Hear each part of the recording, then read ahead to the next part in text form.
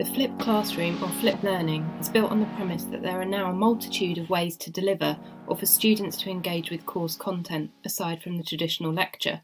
Using some of these alternative modes of delivery for online knowledge acquisition, for example podcasts, videos, animations, pre-reading and quizzes, frees up lecture time when you're face-to-face with the students for knowledge construction. We can help students start to make sense of their course material, reinforce key concepts, test their knowledge, understanding and application of content, and help them identify the areas in which perhaps they need to do additional study. My approach is to provide short 5 to 10 minute podcasts recorded using Panopto, which are aligned to specific single learning outcomes or objectives. The podcasts often finish with a summary of the key points and pose a question to challenge the students to apply and test their knowledge. Typically, I would have 6 to 7 podcasts for the students to engage with before each timetabled session. In the timetabled session, I use a variety of approaches.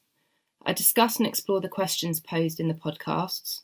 To do this, I use Turning Point audience response software to ask questions, employing peer instruction and repolling where necessary. The questions help to identify common misconceptions, which I can then address using the visualizer to provide explanations.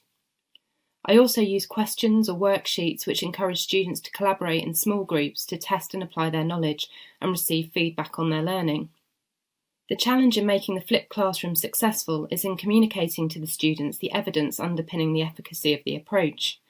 This includes acknowledging that they may find it more challenging and difficult than a traditional approach. Students taught in an active classroom learn more but feel like they learn less.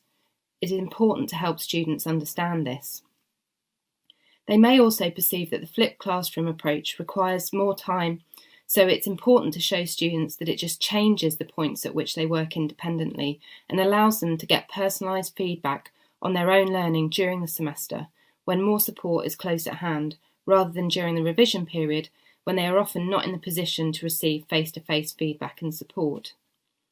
I would encourage you to give the flipped classroom a go.